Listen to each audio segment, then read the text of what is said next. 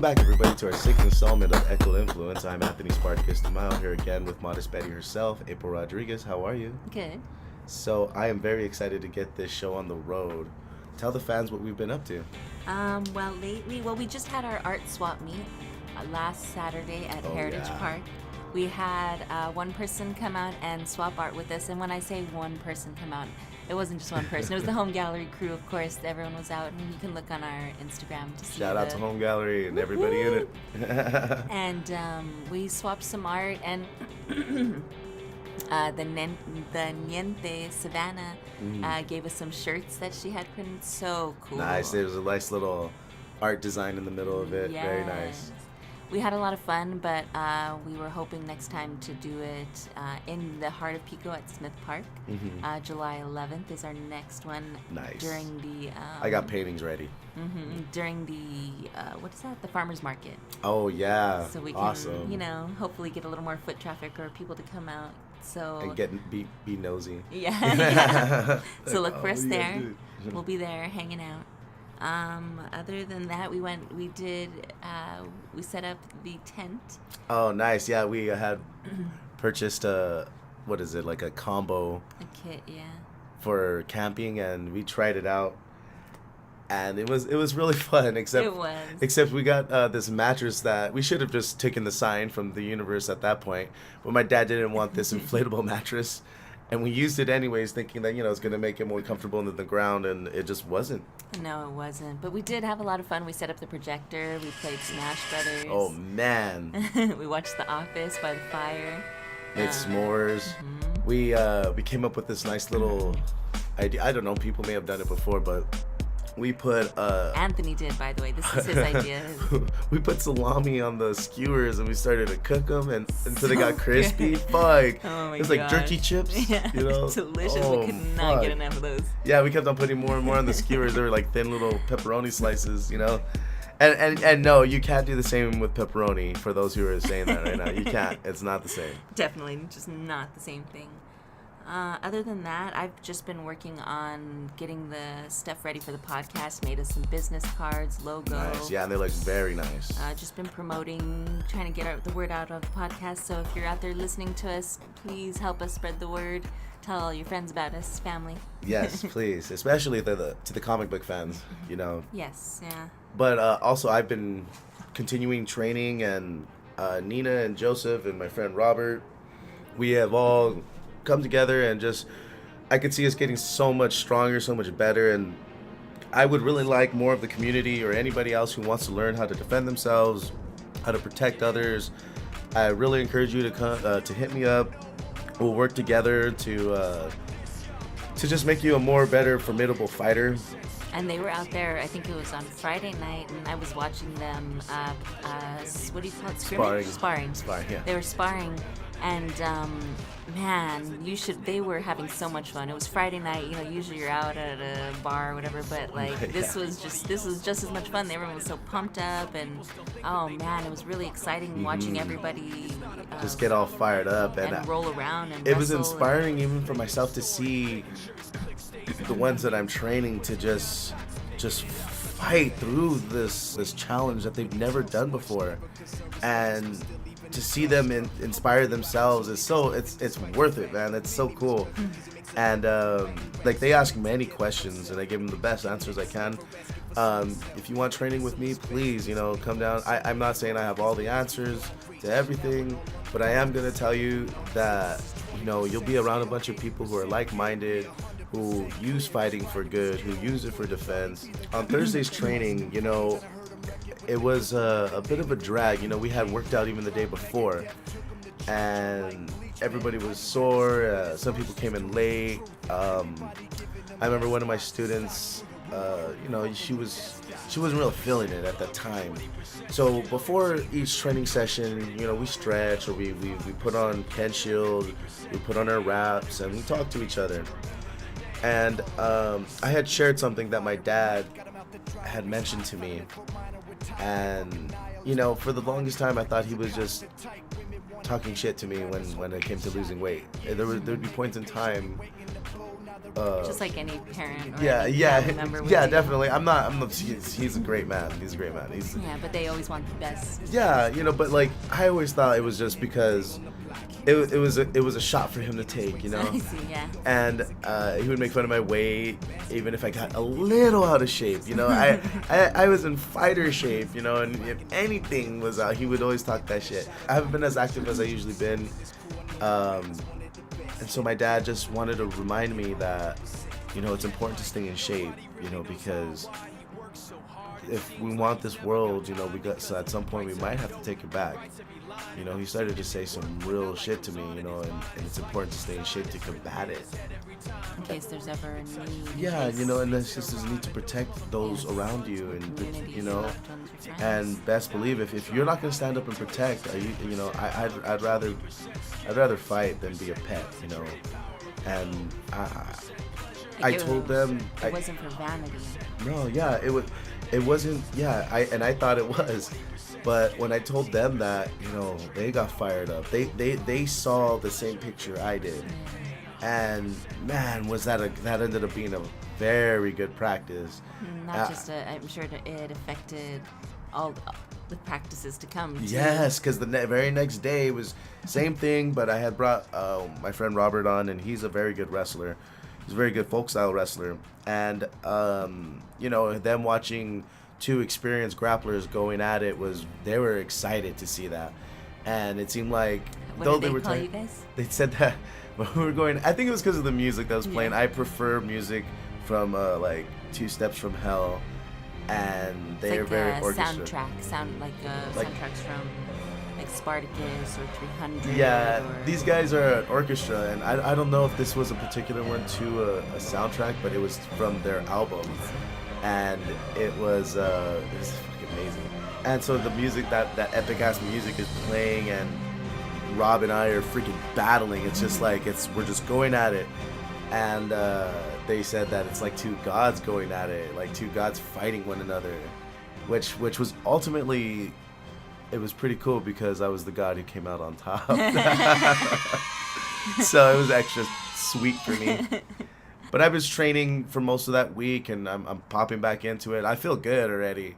I'm going to tell you right now, for those who are trying to diet, it's all about what you eat. Yeah, it definitely. Really is. Oh, most definitely. Because that's what someone told me. Oh, Stevie told me that she read somewhere that someone had said that when a plant's dying, you don't look at the plant and say that it's your fault that you're dying. You look at the environment and fix it. So what you put into your body really... Why aren't you going hunting, plant?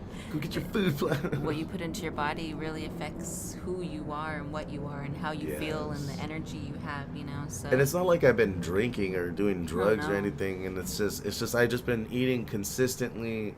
Not good. Freely. Free, because it's not really bad either. It's just I haven't been free eating crap, you know. Yeah. I don't eat McDonald's and crap like that, but I will eat the habit. Yeah. We try our best to eat our best, but at the same time, we haven't really been limiting ourselves, and so we're trying to get back. Mm-hmm. We're doing our best. In light of what my dad had mentioned to me, we would like to bring up our segment, Mutant News. Mutant news. You know, I gotta say, like, I'm not gonna really, I don't have to take a stance or anything. I don't want to tell anybody that they're wrong. I don't want to be that guy. I just want to basically tell you that there are facts that are contrary to what I'm consistently seeing. One is that there's this myth that this policy was practiced under the Obama and Clinton administration. First of all, before I get into that, I just want to mention it shouldn't matter. It shouldn't matter who implemented it. The fact that their families are being separated, that needs to stop. Yeah. Now, if you had the power to do that, you should. You know, instead of, if you're a comic book listener and you're into heroes, you can't sit there and put the law above human life and call yourself a hero. You can't. Go somewhere else with that. Okay, so I have some facts here from Michelle Martin, a PhD, Cal State Fullerton. She's a professor, and she has a gigantic list of myths, and she's proving these myths wrong, what people are saying, and also she cites her sources. And here's one myth. This is not a new policy and was practiced under the Obama and Clinton administration. That is false. The policy to separate parents and children is new and was instituted on the 6th of April. It was the brainchild of John Kelly and Stephen Miller to serve as a deterrent for undocumented immigration, approved by Trump and adopted by Sessions. Prior administrations detained migrant families but didn't have a practice of forcibly separating parents from their children unless the adults were deemed unfit. And her cited source was the actual document itself. What do you think, why do you think there are people that are defending the separation of these families? What reason is there? You know what? They won't tell you that they're racist, but I don't want to go and play that race card. But it's like they want theirs so bad. It's their country, you know. They don't want anybody else in it because they feel like if anybody comes to it, they're a threat to taking it away. But if it feels fun, it's funny to think that because like they don't feel that way towards the Canadian people trying to come in. Just like people are just scared of change. It seems like they don't want things to be any different. You know, and I think like people feel like we can't give up our land, and for some reason everybody nowadays feel like things are just theirs. Like this land, it's mine. It's and let me just make it clear, none of this land is yours. No matter how fucking hard you work, no matter how many times the government tries to convince you that this is yours because it says it on a piece of paper, it's not. This land is borrowed. We're here all together on this shit. You know, and I'm sick and tired of people putting this invisible line above human lives and claiming that it's the right thing to do. And if you're trying to get that from me, you're not. And you're a hypocrite too. You're a hypocrite because you're gonna tell me you don't drive drunk and shit like that. You know what I mean? And if we found out like right now, like we should be able to take your kids away from you, you know, that wouldn't be right. I would stand up against that. You know, I wouldn't want that. There's so many there's so many myths and everything, and like maybe you can put that up on the Instagram. Yeah. So people can read it and do the research themselves. Yeah, you know, that's another thing. You guys got to do your own research and everything and look into the depths of things, you know, and have your own moral code. You know, don't go to work and listen to everybody regurgitate their own dumbass thought that they didn't research, and then you go home and regurgitate that shit to somebody else. You know, don't do that. You know, don't side with a bunch of guys you work with, you know, just because you don't want to get blackballed. I guess also too, it's important to be open to new information and new ideas. One of my favorite quotes, I think it says something along the lines of a smart man is one who is able to listen to someone else's idea but not take it on as their own. Yeah. A lot of people get so offended when someone says an idea or a thought that goes against what they believe, and instead of just listening and understanding that someone is able to have a thought completely different of their own, they want to be so offended and hurt and you know, against it. Doesn't necessarily mean that the person's trying to attack you or be rude. It's just, this is who I am, you know? It seems like to be offended or defensive about a change of thought, it fucks with their code. Yeah. You know, and they don't want to go against their code. Yes. Because that's what they're true to. But the thing is... But I just want people to reflect on that. Oh, I guess I just wanted to say that it's important to make sure you leave your mind open. It's like if you have your own thought and you have one contrary to yours, meet that contrary thought halfway. Like dive into it a little bit. Pretend that that's you and that's what you think, and validate it. Why would you think that? Because it would make so much more sense to you. Validate the reason. Do you really think most of these people are coming here because they just want to take your fucking job? No, they're coming here because they're trying to find a better life for their family. Fuck you. Like, fuck you and your job, dude. I just don't want people to argue about this shit, you know, when I just feel like this is just piled on more shit for us to forget about other things. Like, people are quick to be like, oh, but it's the law. And it's like, whoa, wait. Before that, like, a couple months ago, we were questioning the law. Why were you killing so many black people on the street? You know, and now you want to say that this law needs to be enforced and everything for whatever reason. It's like, another myth is that people are coming here illegally and that's why they're getting separated. That's not true either. They're seeking asylum. And that's a big difference. It's a big difference between coming here. They're just trying to get. Those are the people trying to get here legitimately. And you're still hating on them. Yeah. I've always felt like Mexicans they work really hard. But I feel like all immigrants have always worked very hard, and just right now, it being the Mexican immigrants, they figured out a way to screw you over, even though you work so hard to kick them out of the country. I again, like I don't want to rattle any cages, but let's come full circle as to why we called it Mutant News is because in the comic books, society, the government, they want to put a number on mutants. They want to make sure that they have their papers, and if they don't, then they're breaking the law and they deserve to die. Is that what you guys are saying in that sense? Because mutants are born free too, and they're born like in the comic book realm. They're being treated as if they're subhuman, as if they're not on the same level, or as if their lives are any less valuable. They're less valuable than anyone else's for whatever reason. Yeah, and it's because I think most times it's just because man fears what they don't understand. It's a pride thing. We want to be the ones that are on top, each one of us, and everyone else is below us. Or controlling it. Yeah. So I'm just think about that for a second, like what it must have been like for a Nightcrawler. He was an illegal immigrant and a mutant. It's hard to make change on a big level, and it's hard to feel like we as just normal citizens can do anything. But the best thing we can do is to offer a hand of peace, or offer an olive branch to someone who we once thought of as a bad guy, without even knowing the context behind their actions or their life story or what's going on in their world. We just want to label them as you're bad, and maybe we need to take a minute and think about those. One thing that I did hear too is that people hear an idea that you have, and then they label you, and they think your thoughts must be parallel with all that label. Thoughts. You know what I mean? Yeah, so it's like, oh, that's a liberal thought. I'm gonna expect this guy to have a thought of liberalism the whole way through. Yeah. And it's like, that's very ignorant of you, because people shouldn't be like that. People shouldn't say, I'm a liberal, so everything that liberals do and say, I'm gonna do. If you're that, you're still an idiot. But if you're the guy thinking that shit, you're a fucking moron too.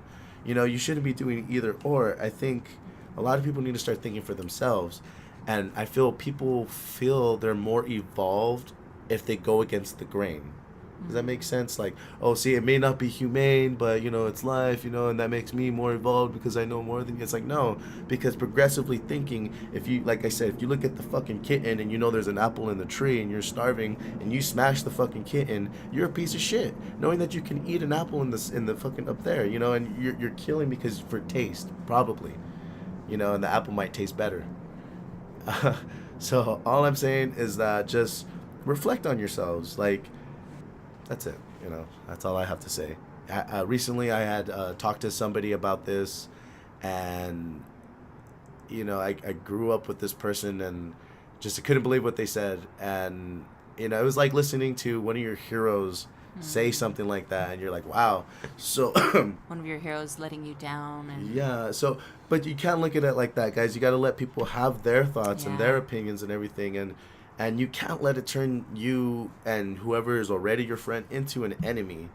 Because they're you're right. You can't look at that. Everyone's allowed to have their own weaknesses. Mm-hmm. Everyone's allowed to be wrong or to make mistakes. And I just think with the flow of the information, it might ease some of that tension. And we're not trying to point out oh, you're wrong. See, right here. Here's the facts. Here's why you're wrong. No, we're trying to ease the tension with some facts, shine a better light on the situation, and create more of a sense of community. And if you're one of those people that want to fight the power and everything, other than just calling your congressman and stuff, start here. Start with your own neighborhood. Yes. Don't try and go on Facebook and convince some fucker from New York. Who gives a fuck? Do it here. Do it in your own neighborhood. And like I said, just have those awkward conversations. Just by opening yourself up to someone else's point of view for just a minute. It doesn't necessarily mean you have to agree or keep it forever. It's just letting your mind see what someone else sees for just a minute. Yeah. And you know, even if you don't agree with it, just appreciate it. Take it for what it is, and you know, like you may need that later on in life. Just being a little kinder to your own community and letting it spread from there. That's all we can hope for. And in other news, we got the Chris Hardwick situation. Can you update me on that, please, April? Yeah, so I've read a couple of articles. As you know, I don't have the greatest memory, so I'll tell you what I can piece together, what I can remember. So what I can remember, Chris Hardwick was in a relationship with a woman who was, I think, maybe about 20 years younger than him, about 20 years younger.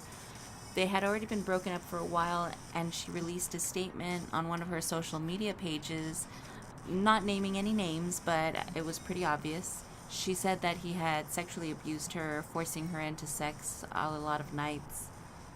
He also supposedly didn't let her have friends, but also it was said that she had cheated on him. So, I mean, anyone who's been cheated on knows that feeling of insecurity in a relationship that the cheating creates. You know, it creates a toxic relationship. And at some point, too, like she heard these rules, and if this is true, she heard these rules about, you know, of engaging with other men or whatever in whatever way. And she stood with them for years. So at some point she agreed to the rules, and not once did anybody else bring up the fact that maybe she had rules herself. Yeah, she probably. I mean, anybody in a relationship not has rules, because rules sound so restricting. Yes, but I mean, boundaries. I feel like people have boundaries that they don't want crossed, or they want someone else to be considerate of their needs and wants and feelings. And there's a mutual understanding before moving forward. You know, you don't wait a couple years before you reveal that shit, and that's just tearing out the bed sheets. I don't know what Chloe Dykstra has to gain from all that. I don't know if I'm saying her last name correctly. Well, I think it said something like that when they broke up, maybe he had called some companies and said not to work with her. Like blackballed her. You know, but that's like, I feel like, I'm not saying that what he did is right. If he did that, that it's right. But I mean, they were in a relationship and it didn't sound like it ended well. And what's to be expected? I mean. And at the same time, I feel like, other than his own company that he does own, I know he has pool where he works and everything. But, I mean, I always felt like producers are going to do what they want anyways. It's true, yeah. You know, and if they wanted her, they're going to get her. And it didn't seem like she's into anything important that I've seen. I mean, I don't know if her allegations are true, and I don't want to put down what she said or, you know, make it seem any less meaningful to her. But I know that when I was in college, that some friends of mine went through a situation where someone had there was a female who had accused a male of raping her, and these really terrible things happened to him. He was no longer allowed to go to school. He was no longer allowed to go to UC. He had court fees. His reputation was tarnished. You know, there were a lot of repercussions to this, and from what worked out, it seemed like she might have just cheated on her boyfriend and didn't have the courage to fess up to it. So everybody's lives got entangled in it and got ruined for what? Because in the end, the court case came out, nothing came out of it. It was dropped. There wasn't enough evidence. It just fluttered away. Money gone into nothing, you know. And see, like, the system too is half, or at least a part at fault with that, because, you know, the fees and everything, why did it have to drag on so long? You know, like, the investigation should have been happening and done, and, you know, it shouldn't have cost them so much. Yeah, definitely. You know, and, like, for someone like myself who's been through the system and knows what it's like and everything, it's screwed up. It's really screwed up. And it's funny because you could even tell it to the superiors, you can tell it to the officers. They know it, but you know, they don't care. They just probably want to pop a cap in your ass because they got bullied in high school. But it was just, I know it to be a broken system, and nothing's being done about it. Yeah. And you know, and it goes all the way to the celebrities, you know. It's just a shame that people's names, like the fact that Chris Hardwick is losing his show, is losing his place in the panel at Comic-Con. Yeah. I mean, he worked, it seemed like he worked hard. I don't know a lot about Chris Hardwick, but it seemed like he worked hard to build up his life, and then just to have it taken away by some allegations that they haven't even She hasn't even found presented if any they're true. evidence or Yes. anything like that. So it seems a little unfair. I heard this guy was sober for many years. Like, he's been sober for many years. And like that's a testament to his discipline to me, saying that, like, you know. Well, then even his wife came out and said that. I see, yeah. Or his ex-wife, or I'm not sure how that, but she came out and said a lot of really wonderful things about him and how she thinks that the allegations aren't true either. So that's why it made me at least think back to that, what happened in college, how though there are women who have been hurt and who do need our help and who do need our protection, there are women out there who are just trying to get money and trying to get recognition. Definitely. And I can name one for sure. Yeah, I can name one for sure. Well, see, like, and that brings up like toxic relationships. comic books. Yes, like what's a toxic relationship that comes to mind? Well, the first one that comes to my mind, I'm not, let me just say this now, that I'm not a comic buff like Anthony is. I think I definitely do have my comic book information, but I think mine is a little bit different than what Anthony has. Anthony has a plethora of comic book information. So for me, the one that comes up straight to mind is Harley Quinn and Joker. Yeah. They're a very toxic relationship, and it's funny because they're the most famous toxic relationship. Yeah. Every girl wants to be a Harley Quinn until it's time to do Harley Quinn wants shit. To be a Harley Quinn, yeah. Until it's time to do Harley Quinn shit. What is Harley Quinn shit? Get your ass beat by your man and take it, you know, and not complain and just unconditionally love him and stuff, because they usually go for a Joker, you know. Yeah. They usually get a guy who just thinks about himself and his ambitions, you know. He wants to kill fucking Batman. That's his thing. But Harley Quinn has done a lot for Joker. Has gone far for him, you know. And he gives her attention. He's like, it's like drug dealer and drug addict. Yeah. You know, like he goes and gets her with just enough to keep her addicted. Why do you think Harley Quinn would stay with someone like Joker? I think it's because she feels that he gave her power or her freedom, however you want to describe it. What kind of freedom? He lifted the social burden off of her shoulders, I believe. Like, he made her not care so much to the point where she too became a clown. And, you know, and so he does give her something important. Well, he convinced her, which what happened was that he was in the same psychiatric hospital and she was a therapist, and he mind fucked her so well into being his submissive pawn, you know. Yeah. And he used her to escape. Like his puppy. Yeah, I think he may have fallen in love with her at some point, or, you know, like, he did care for her. Yeah. But, like, it wasn't a healthy relationship. It only goes so far, the love for each other. So I told you the toxic relationship that first came to my head. What's the one that comes to yours?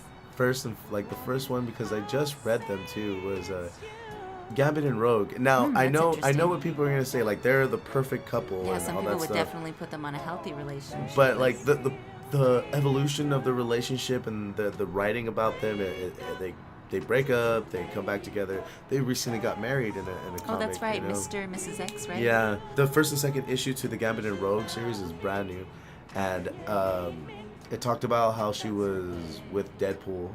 What? Yeah, like really? well, so far all she told him was that she kissed him. I see. and she kissed him because. Well, Deadpool doesn't really have relationships, right? You know, not really, like not really.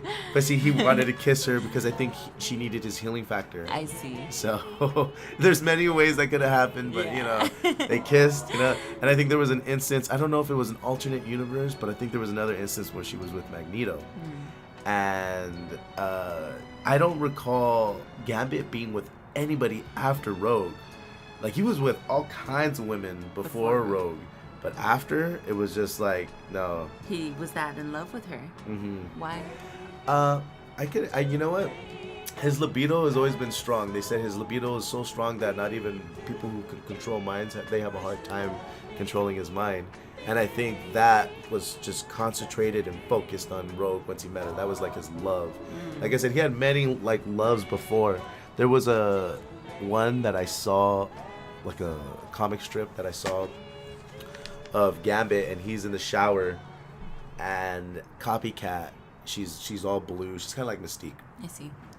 She has white hair. She goes in there naked and just like tries to get him to, smash on it. Yeah. And he's like, nah, like he's like leaning up against the thing, he doesn't want to cheat on Rogue and stuff. Aww, and you think about that, like, and he does it, and then he gets the water, and like she leaves because she's all disappointed, and he turns the water to cold, and he like puts it on, like lets it go on the thing. He's like, ah.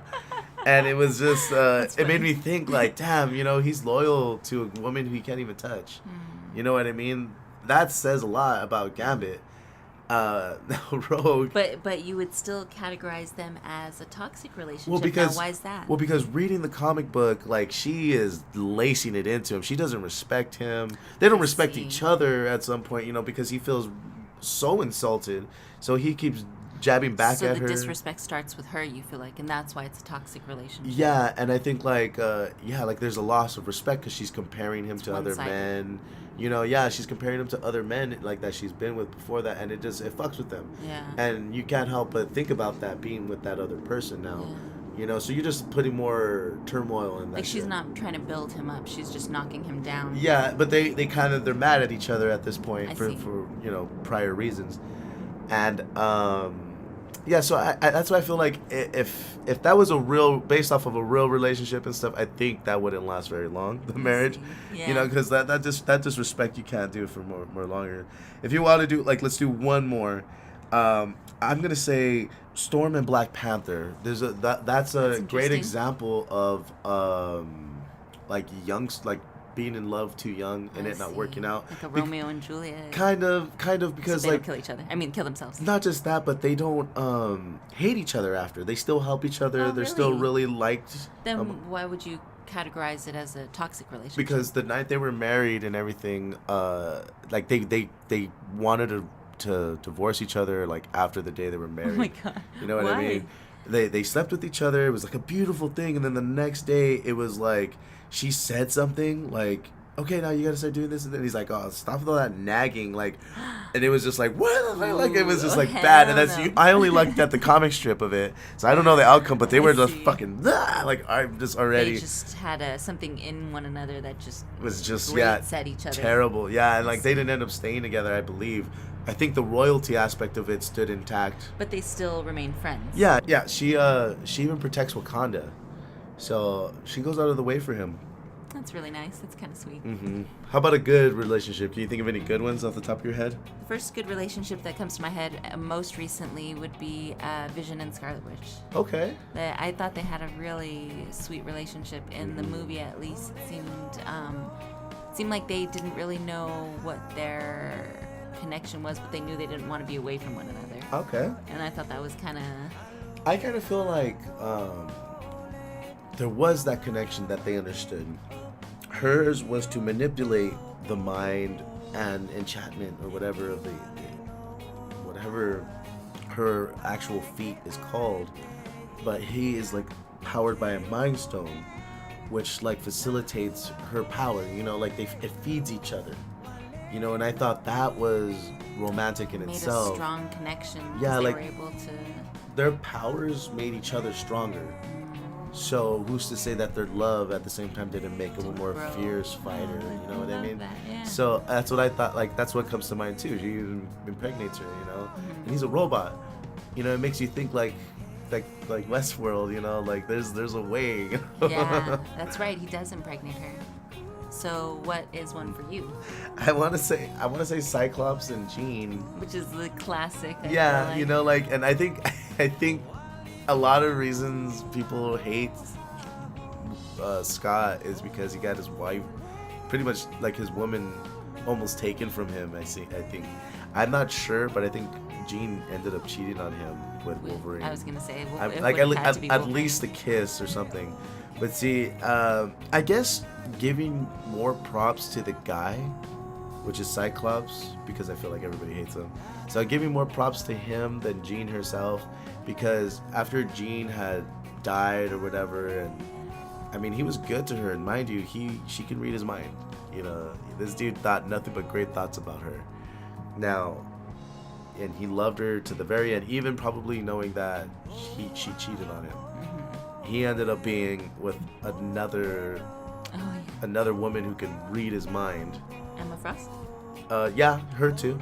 He ended up being with Emma Frost, but I was talking about Madeline Pryor. That name sounds so familiar. That's Cable's mom. Oh, that's right. And I believe she has the same powers too, Oh, shit. if I'm not mistaken. And it's He like, likes dude, that, you huh? went for 3 women who can read your mind. Like, I'm thinking the dirtiest shit just about you, baby. And they're like, oh, fuck, I'm gonna read this fucker's mind. But I guess it's not a relationship, but, you know, it's still like, I think the guy is a healthy relationship kind of guy. What's one last healthy relationship in comic books that you would say? Mr. Fantastic and Invisible Woman. Why? Why would you say that they're a Because good like they merge their career, they work together, they fight crime together, they protect each other, they have kids that have like they're the most powerful fucking, well, probably one of the most powerful characters in all of the Marvel universe. But I don't know, they just really work well together. I don't see anything really toxic about their relationship. They're kind of like Marge and Homer. I see. You know, like there's just nothing that they can do to make them break up, you know, because they're good people. I wanna go back real quick to the toxic relationships and try to make the connection to real life. Okay. So we talked about Harley Quinn and Joker, who, I mean, it seems like you said, Joker gave Harley Quinn a sense of freedom, a freedom from the life that we're used to. So there was a positive thing there, but the toxic aspect seems to be that he's more controlling of her in a different way. It's like he gave her freedom in some sense, but then I think of it like in this fashion. Like if you're a young lady, and let's say you're in high school, you meet a guy who's slightly older. He's probably part of a gang. He's a troublemaker. looks attractive, seems he's put together, the mature. bad boy who you feel like, who's gonna protect me on the streets type of dude. And maybe he takes your virginity, you know, and that's probably the freedom you feel like he gives you. You realize that, oh, I'm a woman. Oh, I can make decisions like this, and you know, and then in the sense of things, he holds you down by maybe getting you pregnant. And now, well, I think there's a lot of relationships out there where the guy wants to tell a girl how she can dress, who she can and can't hang out with, where she can and can't go, who she can and can't talk to on the phone, text, have on social media. You know, there's a lot of aspects that guys want to control. And it's funny because that's a very immature attitude to have, thinking of your partner as an object that can easily be put up on a shelf when you're not around, that you can say, oh, you can and can't do that. But I mean, nobody likes to be controlled. Yeah. Nobody wants to be told what to do. But that also comes with experience and being taught, because I'm sure everybody does it. Everybody's been on the side, and everybody's been on the other side too, of being controlled and controlling. You know what I mean? It's like, but I think that comes with time. Like once you meet that person, you'll never worry about that shit. Like if you meet the right person and they go out and you don't feel scared, then you know. So let's bring the healthy relationships to real life. What are some signs of a healthy relationship? For you, at least, some things that you've experienced. It's the burden of someone cheating on you is just totally uplifted off your shoulders. I think that's one major good sign.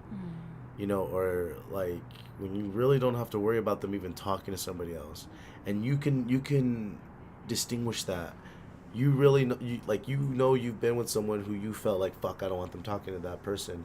But then you meet someone and you be with them and you see them talking to that person, and you just don't feel like they're gonna do you wrong. Yeah. You know what I mean? You just I think that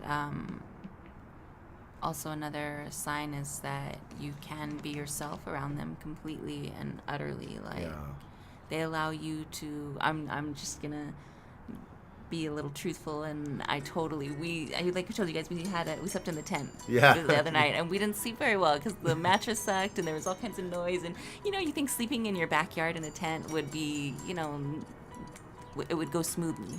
You would think it would go smoothly, but you hear every little sound and you're like, wait, I need to just make sure that nothing's going wrong.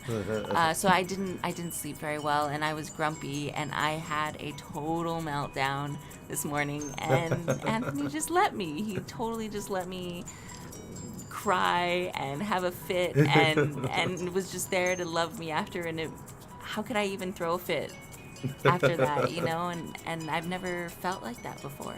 Usually when you have a fit, people don't know how to deal with your feelings, so they just get mad and angry and want to run away, and I've never met someone so strong as Anthony to let me just, and it seems more of a, like he just let my feelings wash through him instead of holding on to my feelings. And like I said, I've never felt that, and that's to me is a super important sign of a healthy relationship. Yeah. Letting them get as crazy as they get to. As they need to. Yeah. And still loving them and letting them know that it's okay to be imperfect and it's okay to have a fit, Yeah, definitely. Like, I mean, for me, whenever my relationship came to an end, one of the things that I first appreciated was that, I didn't really have to answer to anybody, and at the same time, nobody can technically cheat on me. But that was a bittersweet moment because, thinking about it made you also think about it made you feel lonely. Alone, yeah. These things about the relationships and someone leaving you and you feeling so fucking worthless. I mean, it's got to be a trend that has to stop. Oh, yeah. You had that idea the other day because we were talking about how people take breakups so personal, as if it's, it couldn't just be a bad fit. Oh, we're just not a good fit. It doesn't mean that you're not good enough and I'm not good enough. It's just we're not a right fit. We want to take it so personal. Like, what did I do wrong? Yeah. Why am I not good enough? Why do you not love me? Why do you hate me? But it's just the way of thinking. Yeah, and it's like you said, it's like a perception. You think, all we need to do is just put you in a direction where someone's looking for you. You know what I mean? And it's just that simple because you're not worthless. Like, you people, like, everybody's got to stop looking at themselves as this worthless pieces of shit. One of the things I always say is, your dogs don't do anything all day. They just lay around, maybe chase some birds, eat some food, poop a little bit, and never ever do you think that they're worthless or don't have any value. So why do we do that to other humans? Why do we make them feel like they have to run through this rat race that we've built just to feel any kind of value? Yeah, that's fucked up. Yeah. Right? Like we tell each other that we're only valuable if you own a house, own your own car, have a family. Like, that's the only way you can be valuable. But there's so many other ways to, I mean, we don't even need to do any of that to be worthy. That's funny because, like you said, like, you have to have all these things to feel valuable and stuff, and it's like people are constantly looking at the other person to see if they have it, though. You know what I mean? Yeah. Oh, do they have a car? Okay, well, I have a car. That means I'm better than him. Yes. Like, wow, like, that's your thinking. Like, you really believe that? Like, you believe that you work so much harder than them? Like, you guys got to stop competing with one another. But bringing it back to the breakup, you had that idea that we should start implementing parties for breakups. Oh, yeah.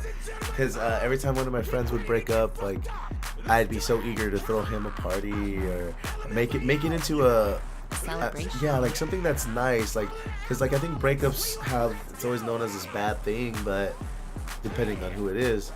But I think it's something that should be celebrated. Yeah. And I think, like, it's a thing for rebirth. And yes, rebirth. It's also a reminder to let you know, like, hey, before you get into this slump, because you're going to cry, you're going to be hurt. Yeah. But before you do that, realize for a second, you're not fucking worthless. You're awesome. You're amazing. And we could be around a bunch of other people who are suffering just like you. And like, who's going to say you're going to take one home, That's the other thing I like to advocate, too, is being able to express your emotions. People should, if they are broken up with, they should be allowed to cry their eyes out. Yeah. And get all the emotion out. If not, it gets stuck in there. Yeah. And built up and let it out at a very bad spot. Yeah. While you're in the middle of playing God of War. But speaking of video games, I'm very excited about the Spider-Man video game coming out for the PS4. That looks so cool. Very, very awesome graphics, guys. And I've been reading up on a few articles. I don't know if they're gonna be like playable characters, but I did get some confirmation that Doctor Strange and the Daredevil to be in Spider-Man. Nice. It's gonna be freaking awesome. Just Hopefully to see them. If they're playable, oh my god, awesome. could you imagine how awesome it would be to be Daredevil and fucking getting through there? Oh my god, I would never be Spider-Man. Even though I love Spider-Man, but like, god damn it, I've never played a Daredevil game where he can just fly through the fucking buildings and shit. I would love that. It's cool. Okay, so speaking of Daredevil, in our fantastical fan favorite segment, Interrealm Rumble, Interrealm Rumble. we have Joker and Harley Quinn in one corner, and we have the Daredevil and Elektra in the other. Joker, I know a lot of people think his skill set is limited to his just who he can convince and stuff, which I think is an incredible feat, though. Persuasion, yeah. Yeah, and he, like I said, he mind fucked Harley Quinn, persuaded her to be his right hand, and he figures out ways to outsmart Batman, which I think is an incredible feat. He doesn't have the resources Batman does. He's basically a homeless man who dresses up as a clown. And he is often at stalemate with Batman, right? Yeah, definitely. Yeah, I've seen Batman fight against dudes who have like ninja stars and swords, and then one time he gets up close and personal with Joker and starts fighting him. Joker pulls out a fucking pocket knife and starts just sticking him. And I'm like, oh my god, like. It seems like Joker has that quality like Charlie has, like the wild card quality. Yeah, like you don't know what they're gonna do. But that, like, but that I like to think that's as far as it goes. You're Charlie and that's it. But then even Charlie's a bad motherfucker. I mean, he survived. Yes. He survived the abortion. I think if Charlie met Bruce Wayne on a good night and Bruce Wayne started talking shit, and they're both drunk, I don't know, man. I think Charlie might bite him in the neck. He's like, I'm Alfred. And so, like, and to Harley Quinn, her strength goes as far as her love for the Joker. And but you said in one of the last episodes that Harley Quinn has actually beat Batman, right? Yeah, she has knocked him out and captured him for the Joker, and that's an impressive feat on her end. Oh yeah, definitely. And honestly, it's a real fucking blow to Batman's stats, I believe. Yeah. So why do you think it's a real blow to Batman's stats? Because I feel like you only have to be as skilled as Harley Quinn to sneak up on him and take him down. Do you think that she's not very skilled? Yeah, I don't think I've never heard of anything of where she learned how to train or anything until after the New 52. I see. After the New 52, she was trained by Amazon, which is pretty cool. Oh wow. Yeah, that's pretty cool. But that was already after she already. This is a different reality, or this is a. This is the one that Dr. Manhattan created, like the revamped characters. She had already captured and beat the shit out of Batman, and Joker smacked her up and blah blah blah blah, and then she went on, I think, with Poison Ivy, and who I found out is her lover, longtime girlfriend, yeah. But they're in a non-monogamous relationship. I love that. Yeah, so cute. like that's just like, I think they're just best friends who like will be in a relationship. The thing is that that's a toxic relationship. I thought I read that was actually a healthy one. It was like one of the healthiest ones. Healthy for who though? Well, if they're always supporting one another and they're always there for one another. But like it's kind of fucked up that like it's only when the Joker fucks up is when she goes to the Poison Ivy. True. You know what I mean? It's like Poison Ivy's putting in so much, of her heart.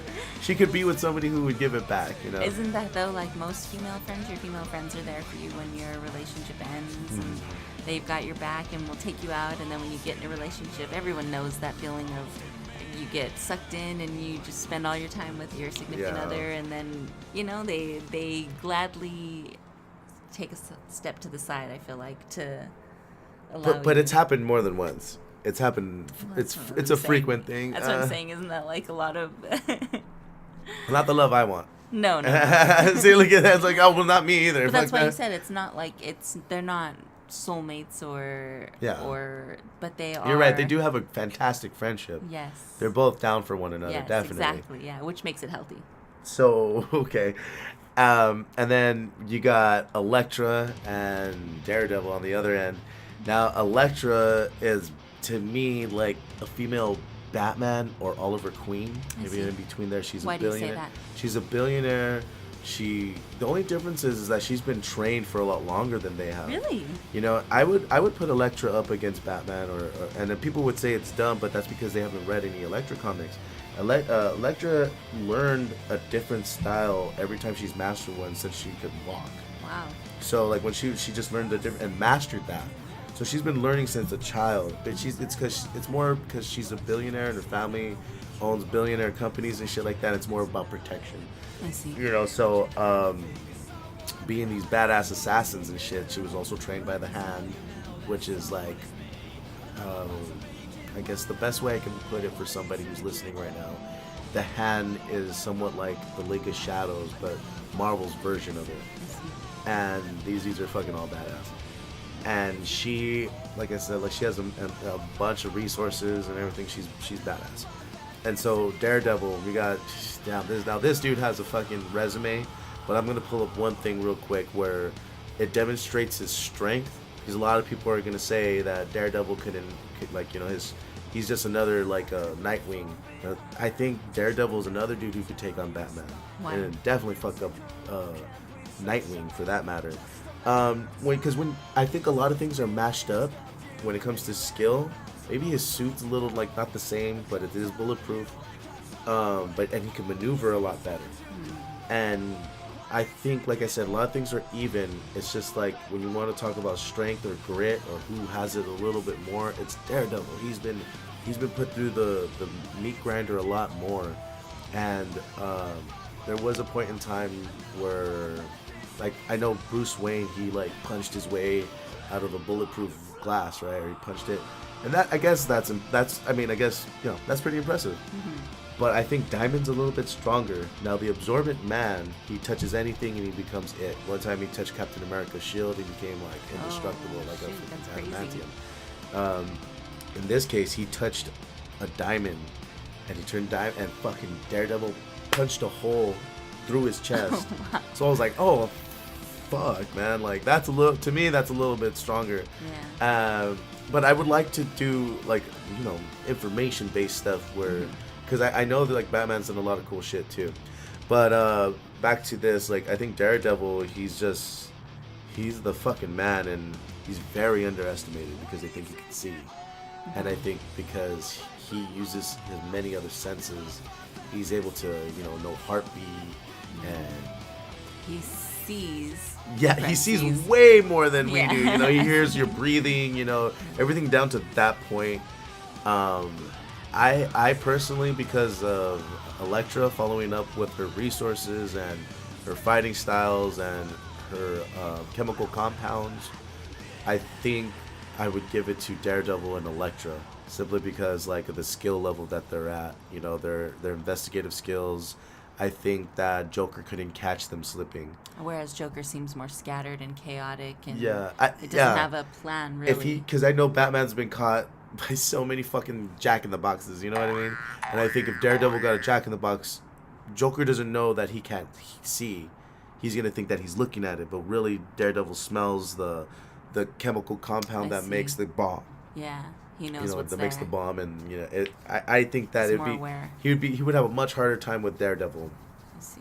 And so with that said, I'm going with Daredevil and Elektra. Please, guys, if you have any information on why you think Joker would win, share it with us, comment it, or DM us, and we will change the outcome if it's convincing. We would love to hear from you. We want to communicate, and we want you guys to reach out to us. Yeah, and I know I said last time that the next Inter-Realm Rumble will be Batman and Hawkeye, but I mean it this time, you know. I really do mean it this time.